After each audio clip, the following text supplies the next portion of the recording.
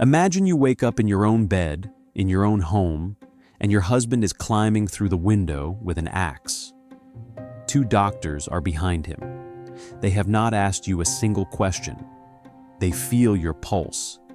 They declare you insane. Under the law of 1860, that is all it takes. No hearing, no judge, no jury, just your husband's signature and a willing asylum superintendent. Within the hour, you will lose your children, your property, your name, and every legal right you possess. This is not a metaphor. This happened to Elizabeth Packard on a summer morning in Jacksonville, Illinois. And she was not the last. Chapter 1. The Law That Made Wives Disappear. In 1860, a married woman in Illinois had fewer legal rights than a convicted felon. A felon could own property. A felon could sign a contract. A felon could keep his wages. A married woman could do none of these things. The legal doctrine responsible for this had a name. It was called coverture. And it did not simply limit a wife's rights. It erased her legal existence entirely. Under coverture, a woman ceased to be a person the moment she said her vows. Her property became her husband's property. Her earnings became his earnings. Her body became, in the language of the law, his to govern. She could not sue.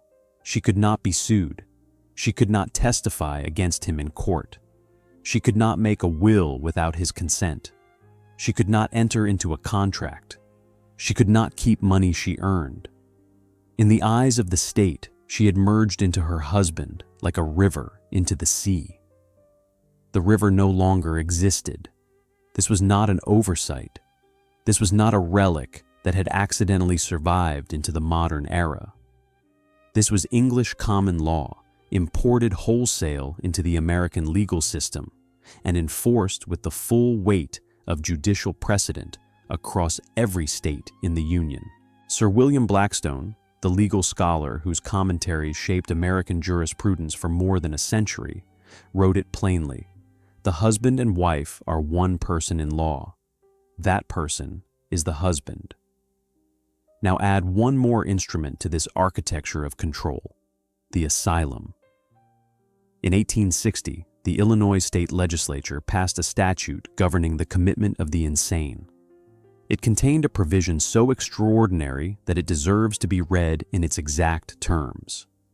Married women and infants could be committed to the state hospital at the request of the husband or guardian, without the evidence of insanity required in other cases. No hearing, no testimony, no judicial review of any kind. A husband needed only to present his wife to a superintendent, and if that superintendent agreed to admit her, she was committed. The law did not ask whether she was actually insane. It asked whether her husband said she was. This was not a gap in the law. It was a feature. Consider the economics. Private asylums charged between $4 and $10 per week in the 1850s. State institutions received funding based on patient population. Superintendents were paid according to the number of beds they filled. The person who diagnosed you was the person who billed for your treatment. The person who decided you were cured was the person who lost revenue when you left. By 1855, women made up roughly 60% of asylum populations across the northeastern United States. The reasons for their commitment read like a catalog of disobedience: novel reading, religious enthusiasm, domestic trouble, suppressed menstruation, overwork, grief. One asylum in Virginia listed imaginary female trouble as a cause of insanity. The Married Women's Property Acts, passed unevenly across states between 1848 and the end of the century, were supposed to change this. They gave married women the right to own property, to keep their earnings, to sign contracts. But these laws moved slowly and arrived in fragments, and they did not touch the commitment statutes. A woman could now technically own property, but her husband could still have her committed. And once she was inside an asylum, who managed that property? He did. The system was not broken. It was operating exactly as designed. A husband who wanted his wife's money, or his wife's silence, or simply his wife gone, had a legal mechanism available to him that required no evidence, no trial, and no appeal. All he needed was a doctor willing to sign the papers. And doctors, as we will see, were very willing indeed. The question this documentary will answer is not whether this system existed. The evidence is beyond dispute. The question is what happened when this system was used against women who refused to be silent. And what happened when one of those women fought back with the only weapon the law had left her: her mind.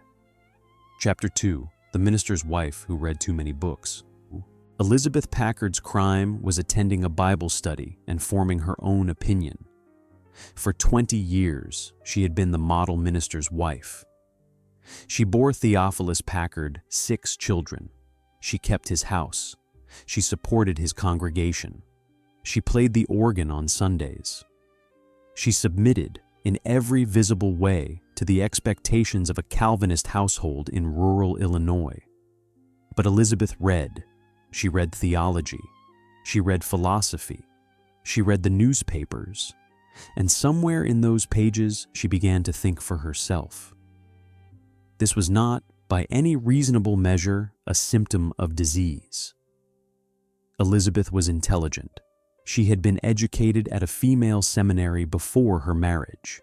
She had been drawn to Theophilus precisely because of his intellect. But the contract of their marriage, as Theophilus understood it, was not a partnership of equals. It was a hierarchy. He was the minister. She was the minister's wife. He interpreted Scripture. She accepted his interpretation. He spoke. She listened. The trouble started in 1857, when Elizabeth attended a Bible study class at the local church in Montano, Illinois. The class was open to all members of the congregation, and its purpose was to discuss Scripture. Elizabeth discussed. She offered her own interpretations. She questioned the doctrine of total depravity, the Calvinist belief that human beings are born wholly corrupt and incapable of choosing good without divine intervention. She suggested, quietly but clearly, that perhaps God was more merciful than her husband's theology allowed. She argued that children were not born damned. She proposed that the Holy Spirit worked through individual conscience, not through the dictates of a minister. The other members of the class listened. Some agreed. Theophilus was horrified. A wife who disagreed with her husband in private was a problem. A wife who disagreed with him in public, in his own church, before his own congregation, was something else entirely. It was an attack on his authority. It was a challenge to his calling. It was, in the framework of his world, an act of rebellion that could only be explained by one thing. She must be insane. Elizabeth made it worse. She defended John Brown, the abolitionist who had led the raid on Harper's Ferry in 1859. She expressed sympathy for the enslaved. She spoke of these things in a community that wanted no part of the coming war. She wrote letters. She attended meetings. She formed opinions that her husband had not approved. Theophilus told her to stop. She refused. He told her she was ill. She disagreed. He told her that a wife who would not yield to her husband's authority had lost her reason. Elizabeth told him that her reason was the one thing she would never yield. And in Illinois, in 1860, that was enough. On the morning of June 18th, 1860, Elizabeth Packard woke in her own bed in the family home in Montano. She was 44 years old. She had 6 children sleeping in the house. She did not know that her husband had spent the previous weeks planning what came next with the precision of a military operation. Theophilus had contacted Dr. Andrew McFarland, the superintendent of the Jacksonville State Hospital for the Insane, located 200 miles to the south. He had arranged for 2 physicians to visit the house. They arrived not as doctors, but as guests, as casual visitors paying a social call. They chatted with Elizabeth. They observed her behavior. They watched how she moved, how she spoke, how she held a teacup. They took her pulse. They asked her no clinical questions.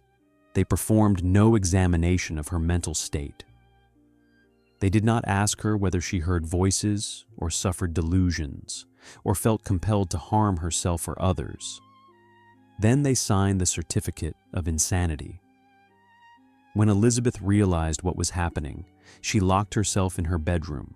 She understood, perhaps for the first time, what her husband intended. Theophilus climbed through the window. Some accounts say he used an axe to break through the shutters. Others say he pried the window open with tools. The result was the same. Elizabeth was dragged from her bedroom. Her children watched. She was placed in a carriage and taken to Jacksonville, 200 miles from her home, from her children, from everything she knew. She would not leave the asylum for 3 years. The financial dimensions of this commitment were immediate and total. Under coverture, Theophilus already controlled Elizabeth's property, but her commitment removed even the pretense of partnership. He seized her furniture. He took possession of her personal savings. He retained custody of all 6 children, including the youngest, who was still a toddler. He sold her belongings. He rented out rooms in the house. He mortgaged the property. Elizabeth Packard did not lose her freedom because she was insane. She lost it because she was inconvenient. She had opinions her husband did not share.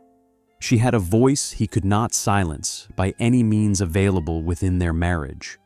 And the law of Illinois gave him a tool perfectly designed for the job, a tool that required no evidence, a tool that offered no appeal, a tool that turned a theological disagreement into a medical diagnosis and a medical diagnosis into a prison sentence. Elizabeth Packard did not lose her freedom because she was insane. She lost it because she was inconvenient. She had opinions her husband did not share. She had a voice he could not silence. And the law of Illinois gave him a tool perfectly designed for the job. Dr. McFarland admitted her without hesitation. He had seen cases like this before. He would later admit in private correspondence that he knew many of his patients were not truly insane. But the asylum depended on admissions. The superintendent depended on the husbands who delivered them. The system fed itself. Elizabeth walked through the doors of Jacksonville on a summer morning in 1860. She carried nothing. She owned nothing. She was, in the eyes of the law, nothing. But she could still write. Chapter 3. The widow with $56,000 sewn into her petticoats. Mary Todd Lincoln had buried 3 sons and held her husband's hand as a bullet tore through his skull. But America decided her real problem was shopping. The grief came in waves. Eddie died at 3. Willie died at 11 in the White House during the war. Her husband was murdered beside her in a theater box on April 14th, 1865. She was splattered with his blood. She held his shattered head in her lap. She wore black for the rest of her life. And then Tad died. Thomas Tad Lincoln, her youngest surviving son, the child she had clung to through widowhood and exile, and the slow collapse of her public reputation, died of tuberculosis in 1871. He was 18 years old. Mary was 52. She had 1 child left, Robert Todd Lincoln. and Robert had a problem. The problem was money. Abraham Lincoln's estate was worth roughly $83,000 at his death, split among Mary and her 2 surviving sons. Mary received a congressional pension of $3,000 per year. She held government bonds. Tad's share of the estate, roughly $36,000, reverted to Mary and Robert upon his death. Mary's total assets at the time of her crisis amounted to approximately $56,000 in bonds, plus her pension income, her clothing, and her personal effects. Robert owed her money. He had borrowed $10,000 from his mother and showed little urgency in repaying it. He was building a career in law and politics. He was married to the daughter of a prominent senator. He had social ambitions, and his mother was becoming a liability. Mary's behavior after Tad's death alarmed those around her, though whether it constituted insanity depends entirely on who is telling the story. She spent recklessly, 84 pairs of kid gloves purchased in a single month, $3,200 in jewelry bought and returned and bought again. She ordered trunks of curtains and drapes for windows that did not exist, shipped to hotels she was only passing through. She carried her bonds sewn into the lining of her petticoats because she trusted no bank and no person with her money. She was terrified of poverty. This fear was not irrational. It was rooted in bitter experience. Congress had delayed her pension for years while she begged for it in letters that newspapers published and mocked. She had been publicly humiliated when she tried to sell her White House wardrobe to raise money, an episode that became a national scandal. Newspapers called her greedy. They called her vulgar. They called her mad. The woman who had survived the assassination of a president, who had held his blood in her hands, was treated by the American press as a national embarrassment, a punchline, a cautionary tale about the dangers of a woman with too much grief and not enough supervision. But Mary was also genuinely suffering. She heard voices. She believed strangers were following her through the hotel corridors.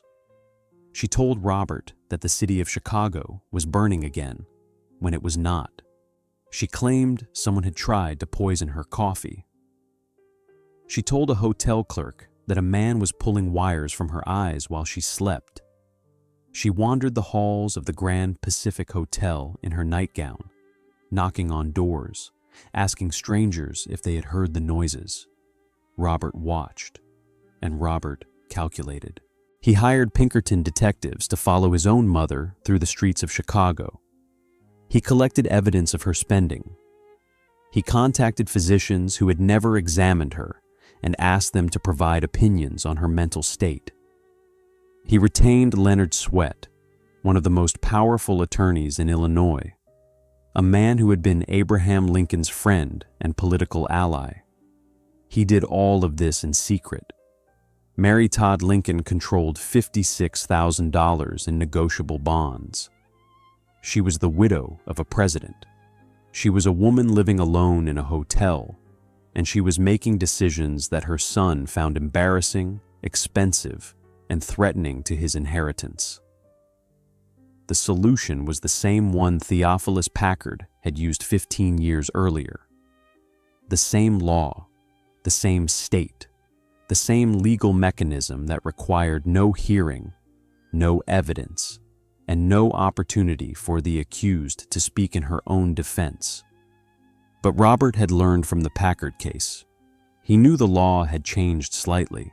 He knew he would need a trial, so he arranged one, and he made certain his mother would never see it coming. Chapter 4. The Trial She Never Saw Coming. On the morning of May 19th, 1875, Mary Todd Lincoln had no idea she would be in a courtroom by afternoon. She was staying at the Grand Pacific Hotel in Chicago. She had eaten breakfast. She was planning her day. She had no lawyer.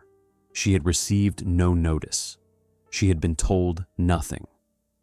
At 1:30 in the afternoon, Leonard Sweat arrived at her hotel room. Sweat was not a stranger. He had been her husband's friend. He had campaigned for Abraham Lincoln. He had stood at the deathbed of Willie Lincoln. Now, he stood in her doorway and told her she was required to appear in court. Mary asked why. Sweat told her that Robert had petitioned for a jury trial to determine her sanity. The trial began at 2 o'clock. It lasted 3 hours. It was over before Mary fully understood what was happening. But to Robert, this was not a trial at all. It was a closing argument delivered to a jury that had already been selected, in a courtroom that had already been booked, based on evidence that had already been gathered over months of quiet preparation. Robert had prepared his case with the thoroughness of a corporate acquisition. He had assembled 17 witnesses. He had retained 6 physicians to testify about Mary's mental condition. Not one of them had conducted a formal psychiatric examination. Several had never met her in person. They testified based on information Robert had provided, on letters he had shown them, on observations made by hotel staff he had contacted and coached. One doctor admitted on the stand that his entire opinion about the mental fitness of the former First Lady of the United States was based on a single 15-minute conversation. Another physician testified that Mary suffered from a condition he called nervous derangement, a diagnosis that meant everything and nothing. He described her as agitated. He described her as fearful. He did not describe any clinical test he had performed because he had not performed one. The defense was a performance. Isaac Arnold, the attorney assigned to represent Mary, had been chosen by Leonard Sweat. Arnold was not Mary's advocate. He was Robert's ally, placed in the defense chair to ensure that the trial proceeded without resistance. He called no defense witnesses. He conducted no cross-examination. He made no objection to any testimony, no matter how flimsy or secondhand. He delivered a closing argument that was later described as barely an argument at all. He was, in every meaningful sense, working for the prosecution while wearing the defense's badge. Mary sat through it all. She watched the witnesses file to the stand. She listened to hotel clerks describe her behavior. She heard doctors she had never met diagnose her from across the room. 17 witnesses testified. They described Mary's spending. They described her wandering through hotel corridors late at night. They described her fears and her fantasies. A hotel maid testified that Mary had tried to go downstairs in an elevator while partially dressed. A clerk testified that she had accused the hotel management of trying to poison her coffee. A Pinkerton detective, hired by her own son, testified about her movements through the streets of Chicago. Another witness described her fascination with spiritualism, her belief that she could communicate with her dead sons and her murdered husband. The jury deliberated for 10 minutes. Some accounts suggest even that is generous. The verdict was unanimous. Mary Todd Lincoln was declared insane. She stood in the courtroom, the widow of the man who had preserved the Union, and listened as 12 men she had never seen before stripped her of every legal right she possessed. Robert was appointed conservator of her person and her estate. Her bonds, her pension, her personal property, everything she owned now belonged to her son. The same son who owed her $10,000. The same son who would now manage the $56,000 in bonds she had sewn into her petticoats, the pension she had fought Congress to receive, the inheritance her dead husband had left her. Robert left the courtroom with his mother's fortune. Mary left with nothing. That night, Mary Todd Lincoln walked from pharmacy to pharmacy across Chicago, asking to buy laudanum. She told the first pharmacist she needed it for a headache. She told the second she needed it for her shoulder. She told the third she needed it for sleep. What she needed it for was death. She visited at least 4 druggists. The streets were dark. She was alone. The former First Lady of the United States was walking through a city that had once cheered her husband's election, looking for enough poison to end her life. One of the pharmacists, a man whose name has been preserved in the trial records, recognized her. He understood immediately what she was doing. He could have refused. He could have called the police.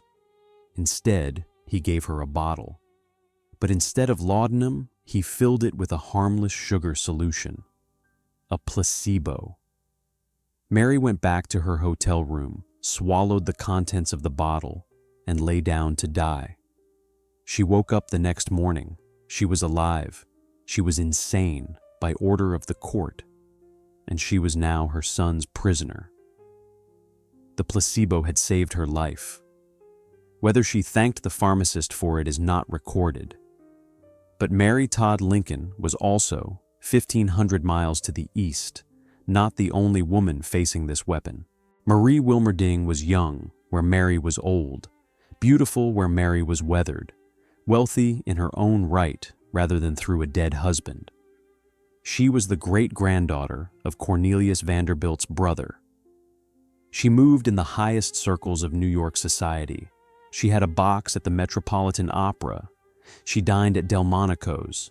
She wore French silk, and her family wanted her locked away. The commitment was arranged by her uncle, Franklin Allen, who managed what remained of her inheritance. The details would not fully emerge until Marie's courtroom testimony years later. But the pattern was identical. A family member with financial control over a woman's assets arranged for her commitment. The doctors cooperated. The asylum admitted her, and the money stayed exactly where the family wanted it. Marie was sent to Bloomingdale, the asylum that perched on the heights of Upper Manhattan like a country estate.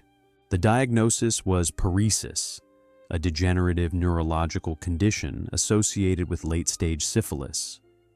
It was, in the medical understanding of the time, essentially a death sentence. There was no cure. There was no recovery. The diagnosis meant Marie would never leave. There was one problem with the diagnosis. Marie showed no symptoms of paresis. None.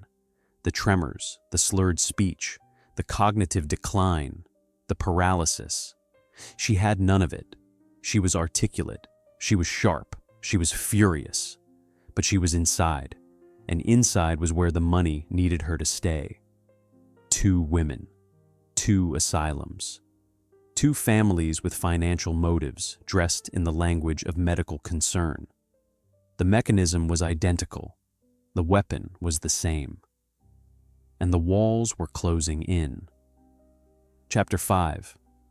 The asylum was never a hospital. The doctors who declared these women insane were the same men who profited from keeping them locked inside. This is the fact that makes the entire system intelligible. Remove the financial incentive, and the asylums become what they claimed to be: hospitals treating the sick. But the incentive was there from the beginning. It was designed into the architecture. It was part of the plan. Private asylums in the mid-19th century operated on a simple business model. Families paid for care. Superintendents provided beds. The rate at Jacksonville, where Elizabeth Packard was held, was approximately $4 per week for state patients and considerably more for private cases. At Bloomingdale, where Marie Wilmerding would be confined, private patients paid $75 per week or more. These were enormous sums. A skilled worker in the 1870s earned roughly $400 per year. The cost of keeping one patient at Bloomingdale exceeded the annual income of most American families. The superintendent was the gatekeeper. He decided who entered. He decided who left. He decided what treatments were administered, and his income depended directly on the number of patients in his care. The conflict of interest was not hidden. It was structural. The man who diagnosed you was the man who billed for your bed. The man who decided you were cured was the man who lost revenue the day you walked out the door. Elizabeth Packard spent 3 years inside Jacksonville under the supervision of Dr. Andrew McFarland. McFarland was, by the standards of his profession, a reformer. He believed in moral treatment.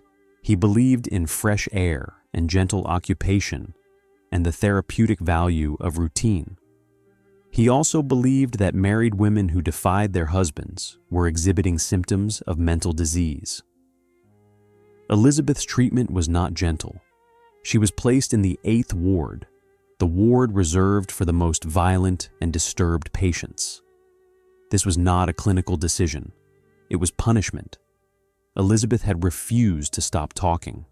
She had refused to stop writing. She had refused to acknowledge that she was ill.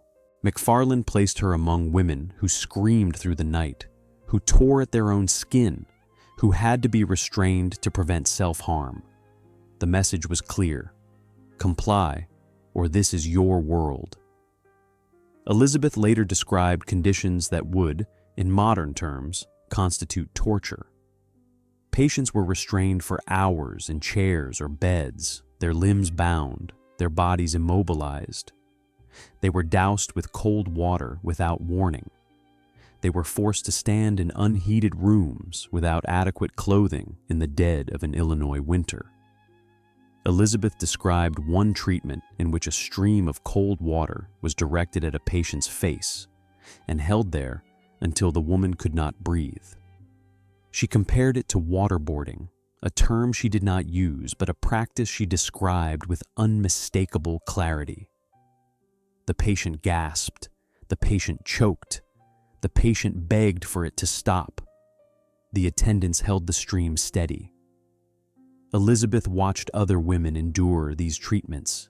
She watched women arrive at Jacksonville as functional, coherent human beings and deteriorate under the conditions of their confinement until they became what the asylum said they had always been. The institution did not treat insanity. It manufactured it. Women who entered sane left broken, and their brokenness was cited as proof that the original diagnosis had been correct. McFarland knew Elizabeth was sane. He admitted this, not publicly, not during her confinement, but later, in private letters and in the testimony of those who worked with him. He knew many of the women in his care were not mentally ill. They were inconvenient wives, difficult daughters, troublesome sisters. But he depended on men like Theophilus Packard for his livelihood. The husbands sent the wives. The state sent the money. The superintendent kept the system running. To question the system was to dismantle his own career. Elizabeth responded by doing the only thing she could. She watched. She listened. She wrote. In secret journals hidden from the staff, she documented everything: the conditions, the treatments, the stories of other women. She recorded the names of women who had been committed for disagreeing with their husbands, for wanting divorces, for inheriting property their families wished to control. She built, page by page, a record of institutional abuse that would eventually become the most damaging indictment of the American asylum system in the 19th century. 400 miles to the east, Mary Todd Lincoln sat inside Bellevue Place, a private sanitarium in Batavia, Illinois. Bellevue was not Jacksonville. It was in many ways its opposite. The grounds were manicured. The rooms were private. The food was adequate. The superintendent, Dr. Richard Patterson, treated Mary with courtesy and allowed her considerable freedom within the facility. She could walk the gardens. She could receive visitors. She could write letters, or so the staff believed. But comfort did not change the fundamental nature of the transaction. Mary was a patient who generated revenue. Her confinement cost $300 per month, paid from the estate that Robert now controlled. Every month she remained was a bill Robert authorized from her own money. The asylum profited. Robert maintained control. The arrangement was, from every perspective except Mary's, ideal. Mary was outwardly cooperative. She attended meals. She walked the grounds. She spoke politely with the staff and the other patients. She appeared, to casual observers, to have accepted her situation with the quiet dignity expected of a former First Lady. But behind what one biographer would later call her subdued facade, Mary was planning. She was writing letters. Not the rambling, fearful letters that Robert had used as evidence against her, but focused, strategic communications designed to reach the people who could help her. She was smuggling them out of the facility through sympathetic attendants and visitors who hid them in their clothing. She was building her case for release, not through the legal system that had failed her, but through the court of public opinion. She understood something that Robert, for all his legal training, had missed. The trial had been conducted in secret. The commitment had been arranged in shadows. Sunlight was the weapon Robert feared most. Further east, in Bloomingdale, Marie Wilmerding sat under a diagnosis that amounted to a death certificate. Paresis. No cure, no recovery, no release. The doctors had signed her in. Her uncle controlled her money. Her estranged husband, a man she would later accuse of violence, had participated in the commitment. The diagnosis ensured she would die inside those walls. Marie was not dying. She was not declining. She was not exhibiting any of the symptoms associated with her diagnosis.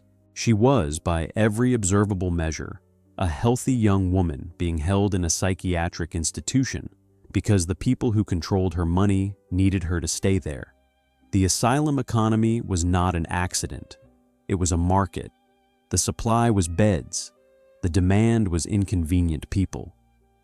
The currency was medical authority, and the transaction was always the same. A family member wanted someone gone. A doctor provided the justification. An asylum provided the cage, and money changed hands at every step. In the 1850s, asylum populations across the United States totaled roughly 30,000 patients. By 1880, that number had grown to more than 90,000. The asylums were not growing because insanity was increasing. They were growing because they were profitable. Every bed filled was a bill paid. Every patient retained was revenue continued. Every discharge was a loss. The system was not failing. It was succeeding beyond its architect's wildest expectations, and the people locked inside were the product. Chapter 6. The Astor Orphan. They tried to erase. John Armstrong Challoner walked into Bloomingdale carrying a loaded gun, and his own brothers had put him there.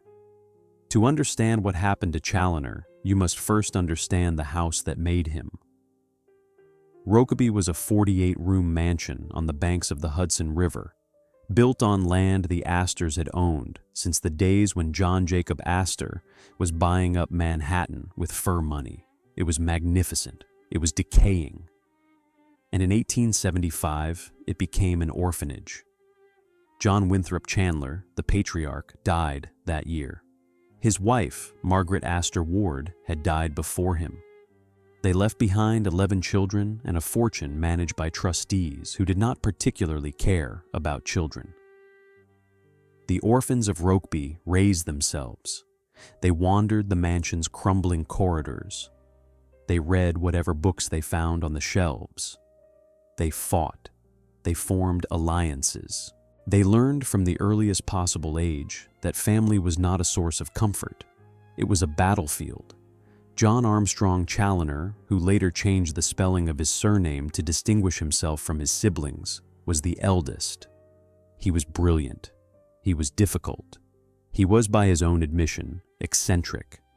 He graduated from Columbia. He studied law. He traveled. He fell in love with Amelie Reeves, a novelist and celebrated beauty from Virginia, who dazzled literary society and alarmed the Chandler family in roughly equal measure. The marriage was a disaster. Amelie was addicted to morphine. She was dramatic, volatile, and unfaithful.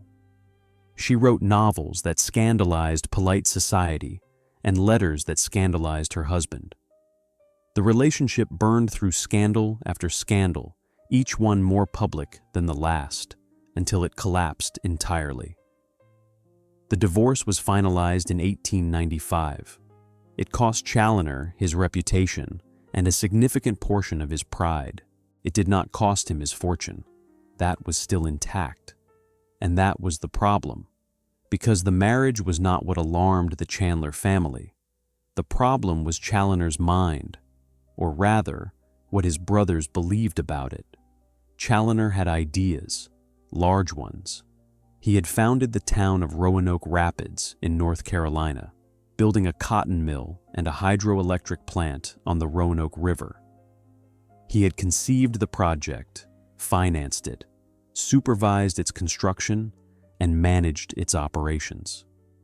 It was a genuine achievement. He had also invested in ventures that were less sound. He was a man of enormous energy and questionable judgment, a combination that generated both profits and alarm in roughly equal measure. And then he discovered what he called the X faculty. The X faculty, as Challoner described it, was a heightened form of perception. He believed he could see connections others could not. He believed he had access to a level of understanding that transcended ordinary cognition.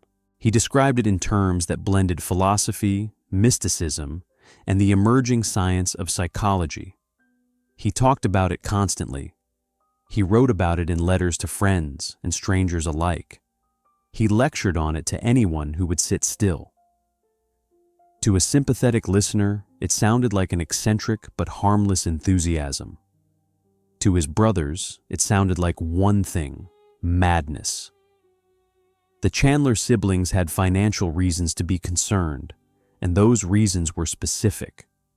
The family trust distributed approximately $20,000 per year to each of the 11 children. Rokeby's maintenance alone consumed $100,000 annually. The roof leaked. The plumbing failed.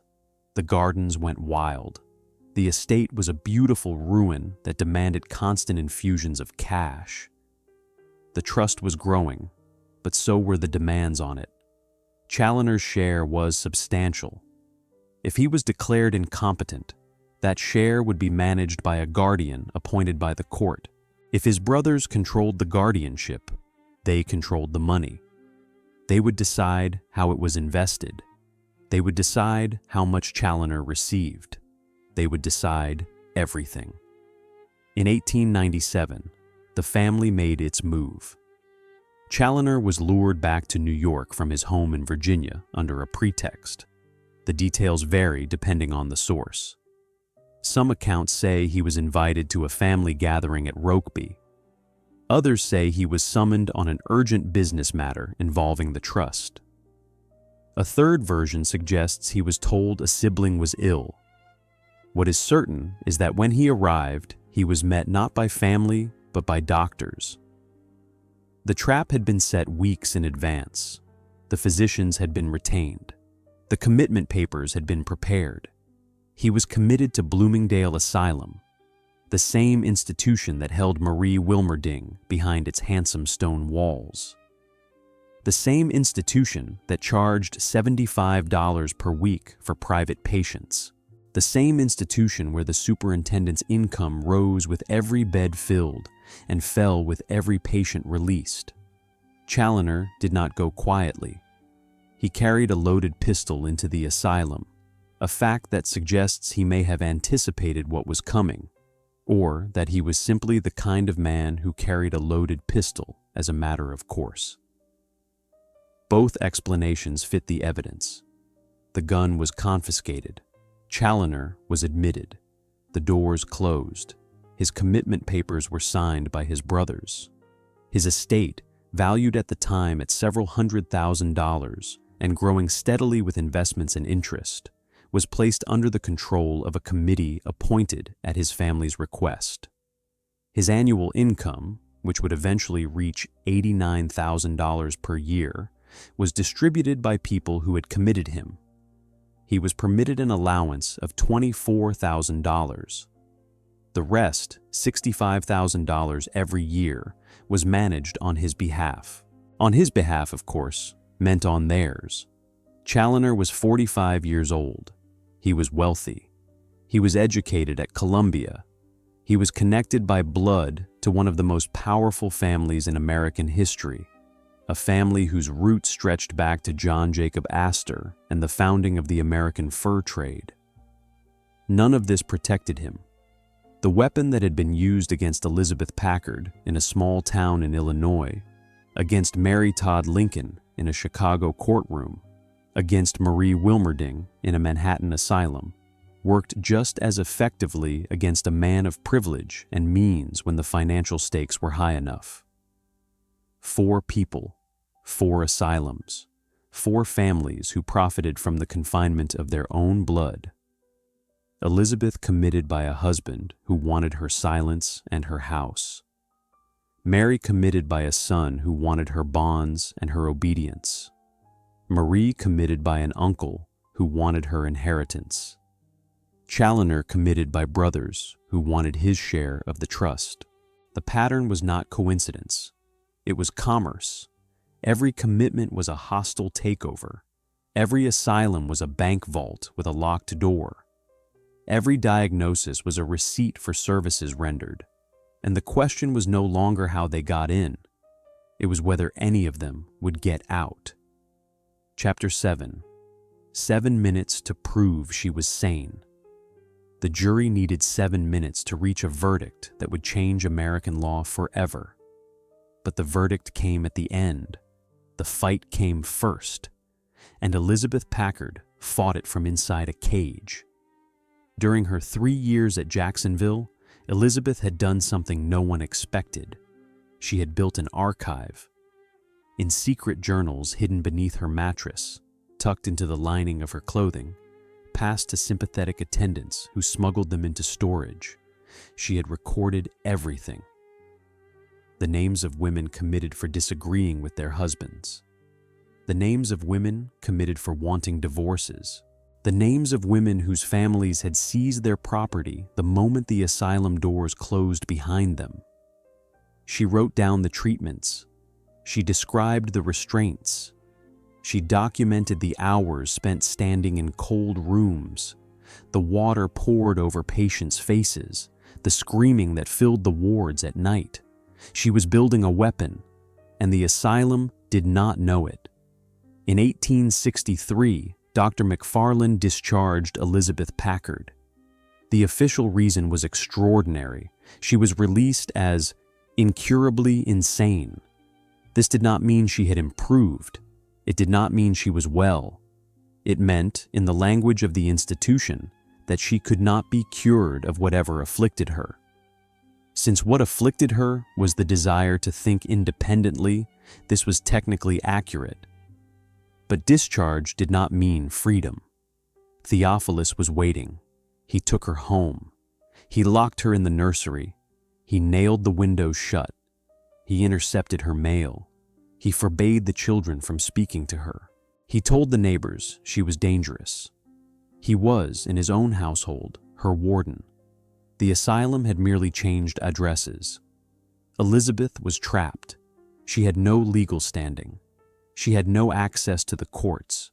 She had no money. She had no allies, or so Theophilus believed. But Elizabeth had planned for this too. She had cultivated relationships before her commitment.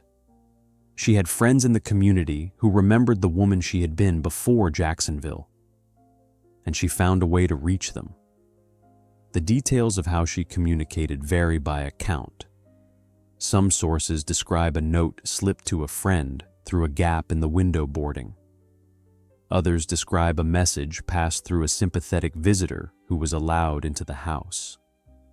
What is certain is that Elizabeth's friends received word of her confinement and acted. They filed a petition for habeas corpus in Kankakee County. They demanded that Theophilus produce his wife before a judge and prove that he had the legal right to hold her. The case was assigned to Judge Charles Starr.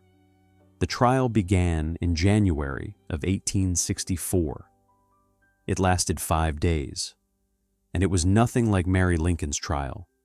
This was not a proceeding arranged by the accuser. This was not a courtroom staffed with allies. This was a genuine adversarial trial in a public court, before a jury of local men who knew the Packard family, who had attended the same church, who had watched the drama unfold in their own community. Elizabeth was allowed to speak. She was allowed to present evidence. She was allowed to call witnesses. Her friends testified that she was rational, intelligent, and perfectly sane. They described her conversation. They described her reasoning. They described a woman who disagreed with her husband on matters of theology and who had been imprisoned for it. Theophilus's witnesses told a different story. Ministers who supported his Calvinist views testified that Elizabeth's theological opinions were evidence of derangement. A wife who rejected the doctrine of total depravity, they argued, was a wife whose mind had been corrupted. Dr. McFarland sent a written statement supporting the original commitment. But the doctors who appeared in person were cross-examined, and under questioning, their certainty crumbled. They could not point to a single clinical symptom. They could not describe a single delusion. They could describe only a woman who thought differently from her husband. The jury heard both sides. They listened to 5 days of testimony. They weighed the evidence. The deliberation lasted 7 minutes. The verdict was unanimous. Elizabeth Packard was not insane. She never had been. 7 minutes. The jurors later said they did not need even that long. They had reached their conclusion before they left the courtroom. The deliberation was a formality. Several jurors had made up their minds by the second day. The evidence was overwhelming. The woman sitting before them was not mentally ill. She was a prisoner of a legal system that had given her husband the keys to her life. Elizabeth was free.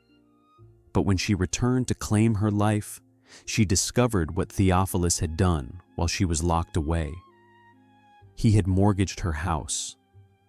He had spent her savings. He had sold her furniture and her personal belongings. He had taken the children, all 6 of them, and fled to Massachusetts, beyond the reach of Illinois courts. The man who had imprisoned her for 3 years had used those years to dismantle everything she owned. He had stripped her home the way the asylum had stripped her rights, methodically, completely, without remorse. There was a vicious symmetry to it. While Elizabeth sat in Jacksonville documenting the abuses of other women, her own husband was conducting the financial version of the same abuse at home. He was proving, in his own way, that the commitment had never been about her health. It had been about her property. It had been about her silence. It had been about the simple, brutal arithmetic of coverture. What belongs to the wife belongs to the husband, and the easiest way to take it is to make the wife disappear. Elizabeth Packard walked out of that courtroom with a verdict and nothing else. No home, no money, no children. Just a 7-minute declaration that she was sane, and a stack of handwritten journals documenting what happened to women who were not lucky enough to get a trial. She had won. She had also lost everything. She had lost everything, and she was about to begin the most important work of her life. But first, 400 miles away, another woman was waging her own war from inside another set of walls. Chapter 8. The Letters That Burned Down the Cage. From inside Bellevue Place, Mary Todd Lincoln smuggled out the letters that would humiliate her son into surrendering. Mary had been cooperative. She had been polite. She had eaten her meals and walked the grounds and spoken kindly to the staff. She had done everything the institution asked of her. And behind this mask of compliance, she had been writing. The letters went to two people who would change the course of her captivity. The first was Myra Bradwell.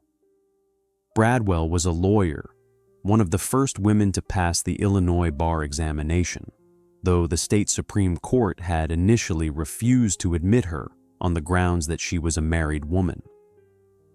She fought that decision all the way to the United States Supreme Court. She lost. She kept practicing anyway. She was also a newspaper publisher. She edited the Chicago Legal News, the most widely read legal journal in the state. She was brilliant, she was connected, she was fearless, and she was furious about what had been done to Mary Lincoln. Bradwell understood what Robert had done because she understood the law that had allowed him to do it. She understood the conflict of interest embedded in Isaac Arnold's appointment as defense counsel. She understood the sham of a trial that offered no cross-examination and no defense witnesses.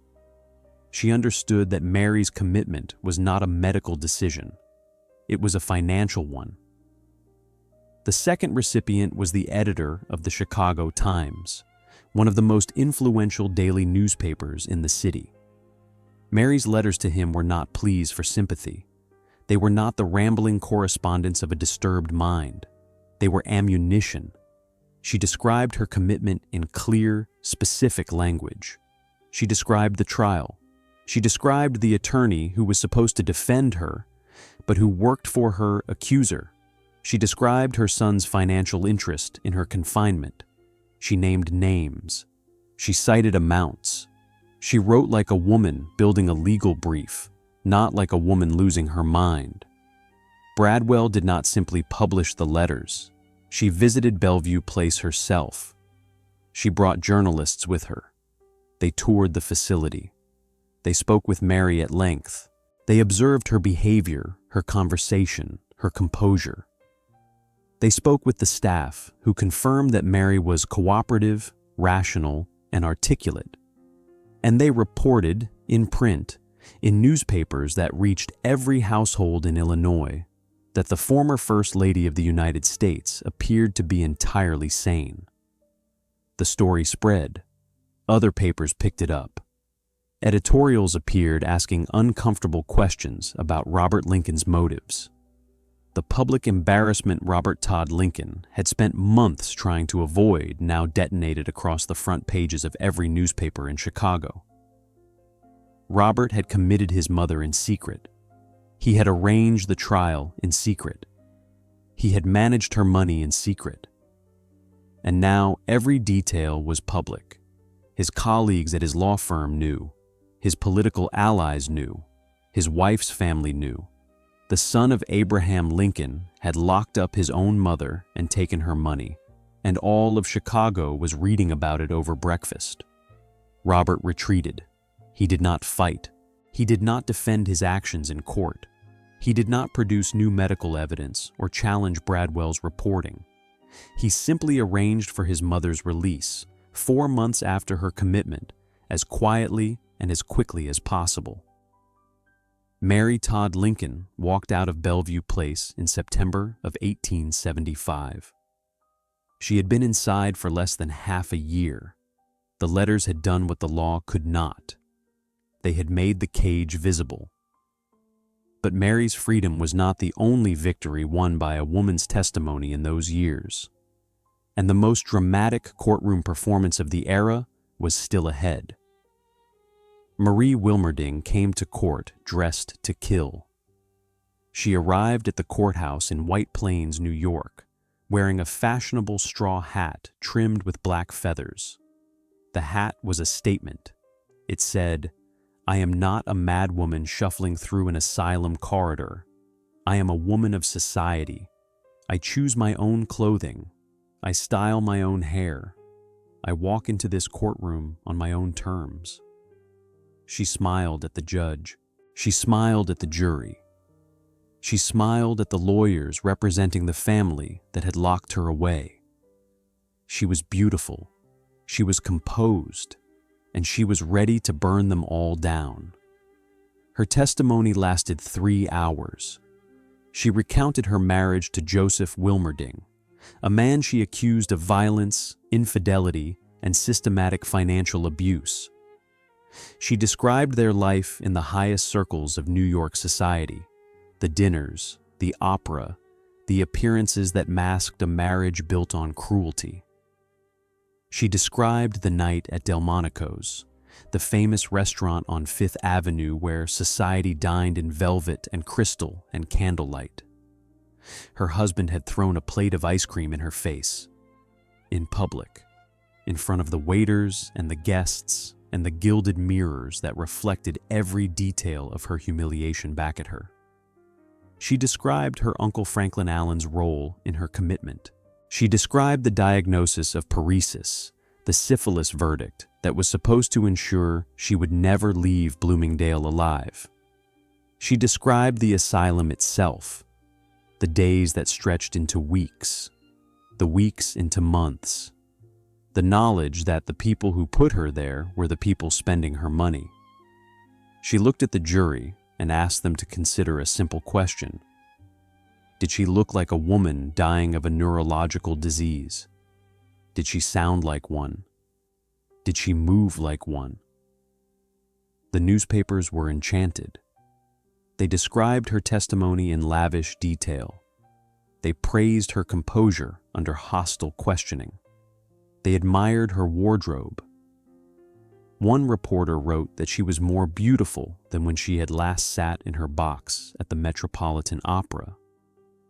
Another noted that her memory was precise, her language was clear, and her arguments were devastating.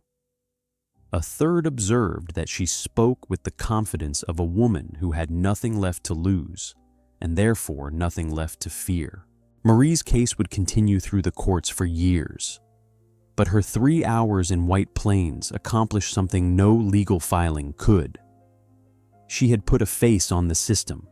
She had shown a jury and a reading public what it looked like when a wealthy, articulate, healthy woman was locked inside an asylum because the people controlling her money wanted her to disappear.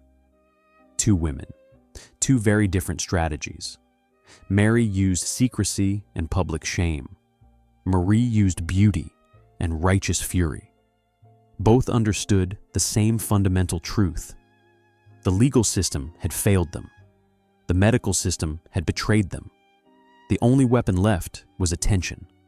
Make people watch, make people listen, make the cage visible, and hope that visibility was enough to open the door. Chapter 9, The Thanksgiving Escape and 22 Years of Rage. On Thanksgiving Eve, 1900, Challoner simply extended his afternoon walk and vanished from Bloomingdale forever. The escape was absurdly simple. Challoner had been granted walking privileges on the asylum grounds. He walked every afternoon. The staff knew his route.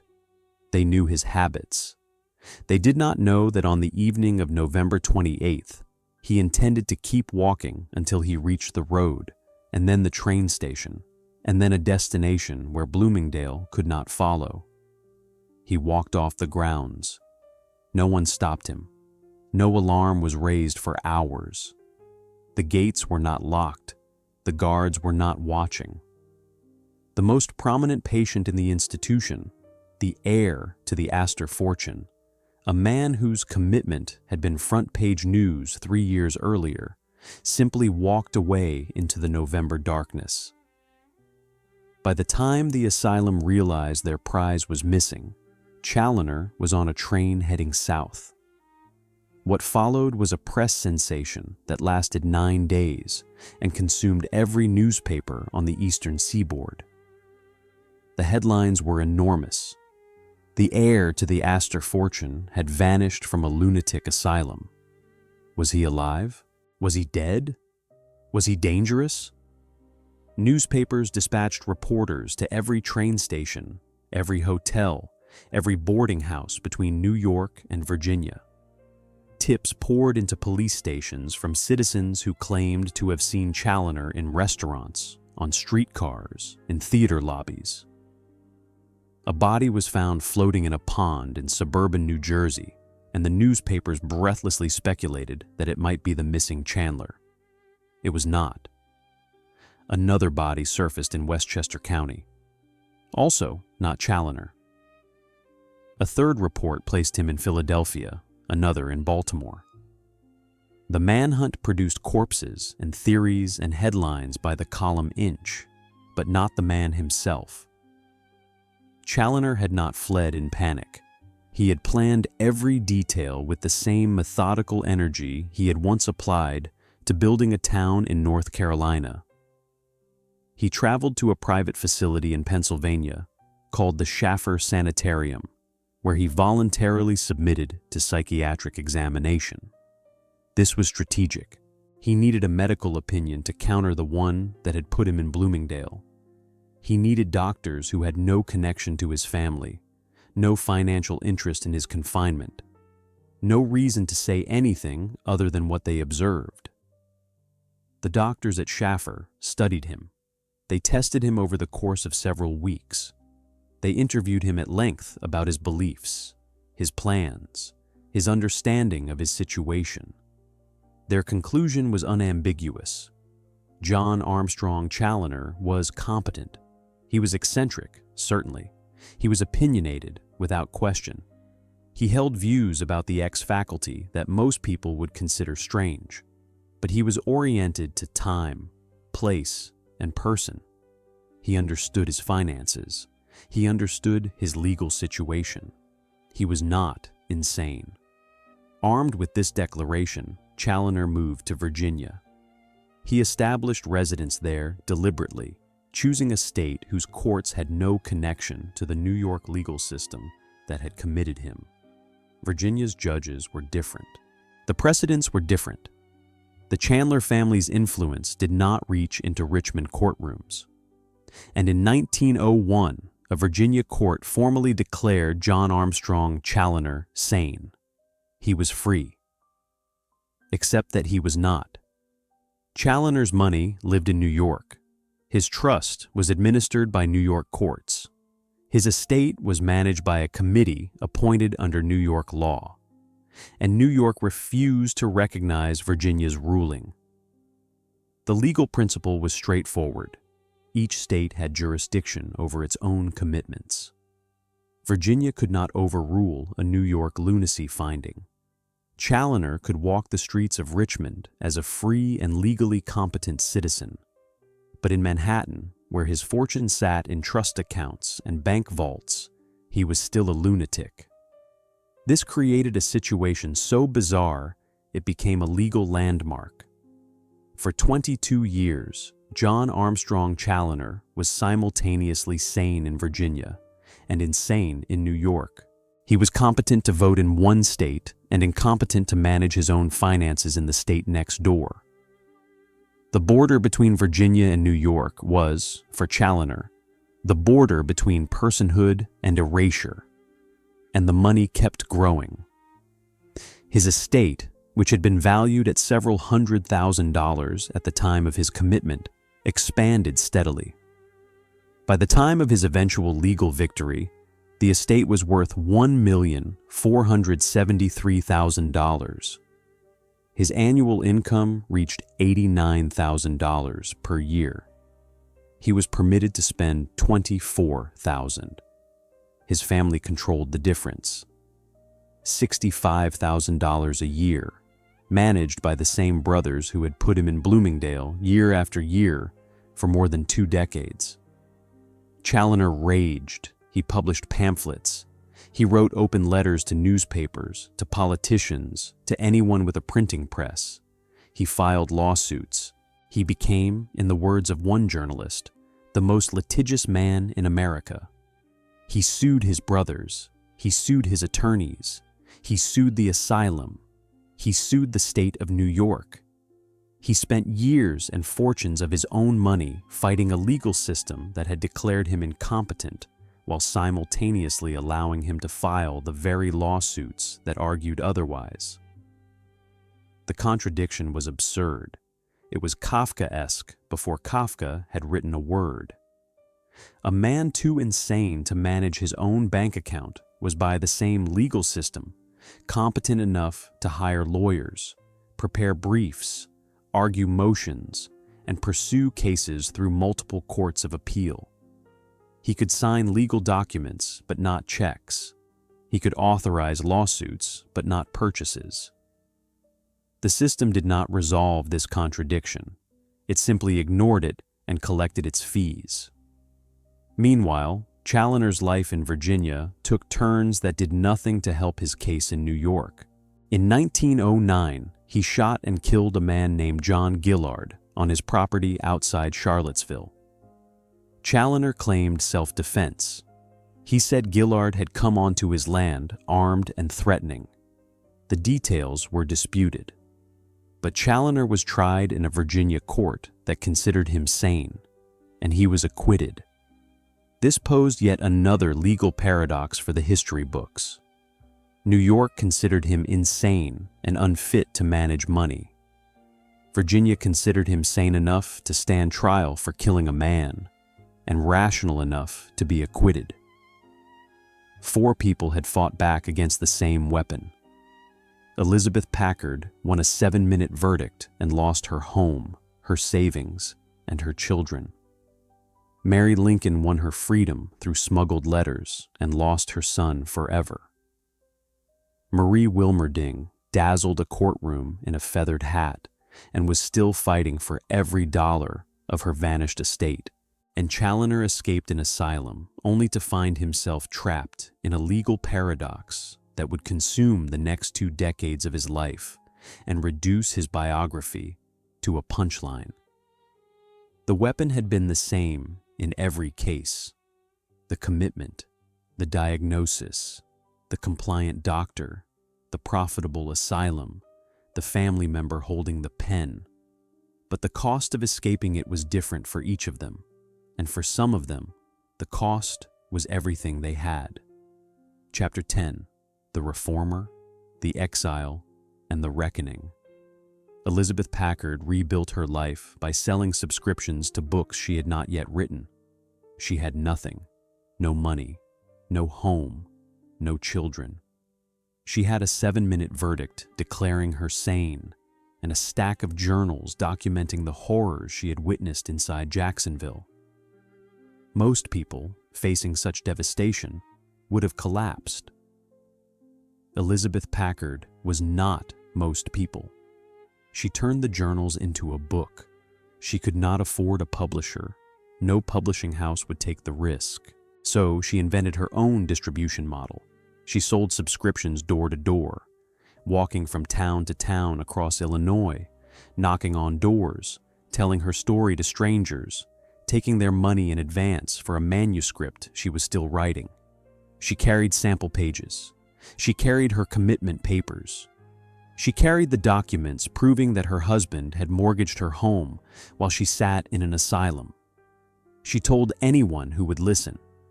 People listened. The subscriptions came in. The book was written, and it detonated.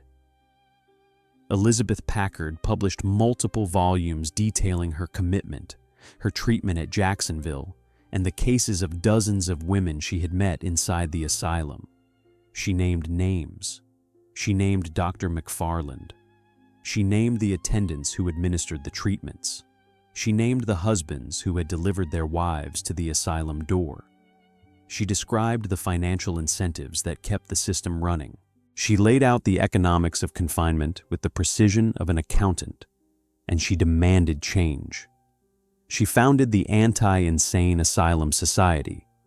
She traveled from state capital to state capital, lobbying legislators. She testified before committees in Illinois, Massachusetts, Connecticut, Iowa. She organized petitions. She gave speeches. She published pamphlets. She was relentless. She was impossible to ignore. And in 1867, she achieved what no one had thought possible. The Illinois state legislature passed the personal liberty law, which required a jury trial before any person could be committed to an asylum. The law was a direct response to her case. It was drafted because of her testimony. It was passed because she refused to stop talking, writing, organizing, and showing up. One woman with no money, no legal standing, and no institutional support had changed the law of the state that had imprisoned her. She would go on to influence legislation in more than 30 states. Mary Todd Lincoln's aftermath was colder, and it cut deeper. After her release from Bellevue Place, she demanded a second sanity trial. In June of 1876, a jury found her restored to reason. The phrase itself was an insult. It implied she had been insane and had recovered, validating the original commitment that Mary insisted had been a fraud from the beginning. She had never been insane. She had been robbed. She demanded that Robert return the $73,000 in assets he had controlled during her commitment. She called him, in a letter that survived, a wicked monster. She returned every gift he had ever given her. She packed them in boxes, labeled them with his name, and sent them to his house. Every book, every piece of jewelry, every memento of the relationship between a mother and the son who had taken everything from her. Then she put an ocean between them. She traveled to Pau, France, where she lived in exile for 4 years, beyond the reach of American courts and her son's ambitions. She carried her bonds with her. She trusted no one. She returned to the United States only when her health failed. She was going blind. Her back was broken from a fall. She could barely walk. She died in 1882 at her sister's home in Springfield, Illinois, the same city where she had married Abraham Lincoln 40 years earlier. She was 63 years old. She and Robert never reconciled. He did not attend her funeral. In 2023, 160 years after Elizabeth Packard was committed to the Jacksonville State Hospital, the state of Illinois renamed the facility. It had been called the McFarland Mental Health Center, honoring the superintendent who had kept Elizabeth locked inside for 3 years, knowing she was sane. The state stripped his name from the building. They chose a new name. They called it the Elizabeth Packard Mental Health Center. They chose the prisoner over the warden. It took 160 years, but they chose her. Chapter 11. The ones the system swallowed whole. Marie Wilmerding won her freedom and discovered there was nothing left to be free for. She emerged from Bloomingdale into a world that had moved on without her. Her estate, the money that had been the reason for her commitment in the first place, was gone, dissipated, spent by the very people who had locked her away, claiming they were protecting it. Legal fees, management fees, trustee fees, asylum fees. The inheritance that had made her a target had been consumed by the machinery of her confinement. She was free and she was broke. Marie tried to reinvent herself. She attempted a career in vaudeville, taking the stage in theaters that catered to audiences hungry for sensation. The former Vanderbilt heiress, the woman who had sat in a box at the Metropolitan Opera, who had dined in the private rooms at Delmonico's, was now performing for strangers who paid a nickel for admission. It was not the fall that destroyed her. It was the landing. She was fired, reportedly for drinking. The drinking was not a mystery. It was a symptom. The asylum had not driven Marie insane, but the world that awaited her outside its walls offered nothing to be sane for. She drifted west to San Francisco. She drifted back east to New York. She was a woman without a fixed address, without a family willing to claim her, without the money that had once defined her place in a world that measured human worth in bank balances and bloodlines. The system was not finished with her. A second commitment was attempted, this time to a facility in Harlem. Marie knew what was coming. She had survived it once. She escaped by the oldest trick available. She stuffed pillows under the blankets of her bed to simulate a sleeping body, and she walked out before anyone noticed she was gone. She married again. Her new husband was a man her former husband publicly described as a former valet. Whether this was true or merely a calculated insult designed to complete Marie's social destruction, the message was clear. The great-granddaughter of a Vanderbilt, the woman who had dazzled a courtroom in White Plains and made reporters reach for poetry, was now married to a man her former world considered a servant. In 1922, Marie Wilmerding shot herself in a boarding house in Philadelphia. She was alone. No family attended the body. No society matron sent flowers. The newspaper that reported her death treated the story not as a tragedy, but as a curiosity. It questioned whether she had really been a Vanderbilt at all. Even in death, the system took one more thing from her. It took her name. It took her identity. It erased the very lineage that had made her worth locking away. John Armstrong Challoner fared better, but only by the measure of survival. His legal battle consumed 22 years of his life and untold thousands of dollars in legal fees. He published pamphlets at a furious pace, sometimes printing them at his own expense and mailing them to every judge, legislator, and newspaper editor he could find. He wrote open letters to his brothers. He wrote open letters to the governor of New York. He became a figure of fascination and pity, the Astor heir locked in an endless war with his own family over the right to spend his own money. In 1909, he shot and killed John Gillard on his Virginia property. The circumstances were disputed. Challoner claimed the man had threatened him. The trial was sensational.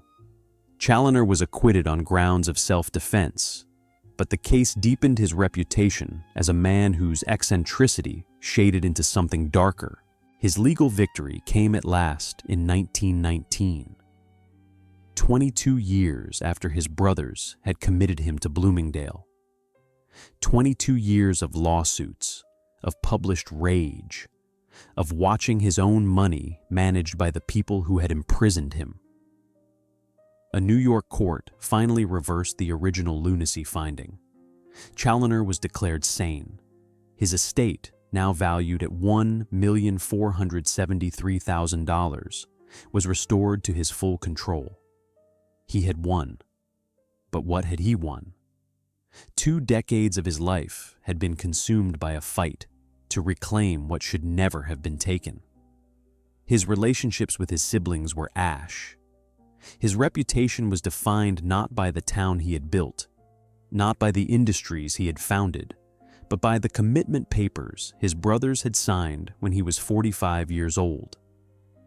When Challoner died of cancer in 1935, at the age of 73, every obituary in America reduced his life to 3 words.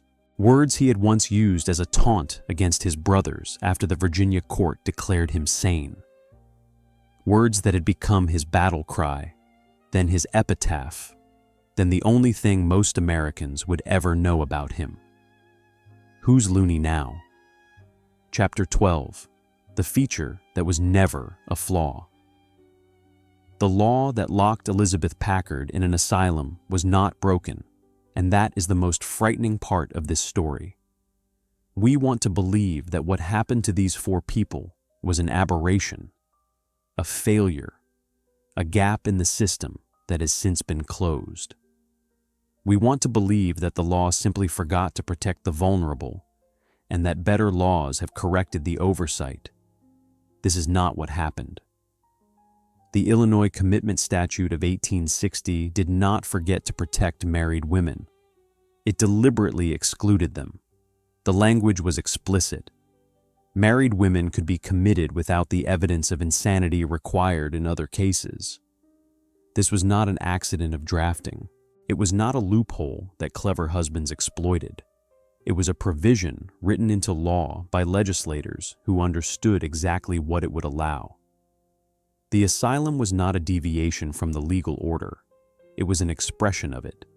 The same legal system that denied women the right to own property, to keep their earnings, to retain custody of their children, also gave their husbands the power to declare them insane and lock them away. The asylum was not a failure of the system. It was the system working exactly as intended. And this is where the story becomes uncomfortable, because the legal mechanisms that made these commitments possible did not disappear. They evolved. Coverture is gone. The commitment statutes of the 1860s have been repealed or reformed. Jury trials are now required before involuntary commitment in most states. The specific tools that Theophilus Packard and Robert Lincoln and the Chandler brothers used no longer exist in their original form, but the underlying architecture remains. Modern conservatorships and guardianships give one person the legal authority to control the finances, the medical decisions, and the physical freedom of another. These instruments are designed to protect people who cannot protect themselves. The elderly with dementia, adults with severe cognitive disabilities, people in medical crises who cannot make informed decisions. They are also used in documented cases that continue to surface to control people who are inconvenient. The conservatorship system that drew national attention in the 2020s, when a pop star's 13-year legal battle to free herself from her father's control became international news, was not a relic of the Gilded Age. It was a modern legal instrument operating under modern legal standards in a modern court in the state of California. The person seeking control was a family member. The person being controlled was a wealthy woman. The financial incentive was direct and measurable. The mechanism had changed. The logic had not. In Gilded Age America, the weapon was the asylum. The instrument was the commitment statute. The pretext was insanity. In modern America, the weapon is the conservatorship. The instrument is the guardianship petition. The pretext is incapacity. The result is the same. One person controls another person's money, decisions, and freedom. And the person who initiates the process is, with troubling frequency, the person who profits from it. Elizabeth Packard fought a system that treated her independence as a disease. Mary Todd Lincoln fought a son who treated her grief as an opportunity. Marie Wilmerding fought a family that treated her inheritance as their own. John Armstrong Challoner fought brothers who treated his eccentricity as a license to steal. They fought with journals and smuggled letters and courtroom testimony and decades of legal warfare. Some of them won. All of them paid. And the system that targeted them did not die when they defeated it. It adapted. It changed its name. It found new statutes. It found new courts. It found new families willing to use it. We have not escaped the world that locked Elizabeth Packard in Jacksonville. We have not outgrown the legal machinery that allowed Robert Lincoln to seize his mother's fortune. We have not abolished the principle that a family member's signature, backed by a willing professional, can strip another human being of their autonomy. We have merely changed the name on the door.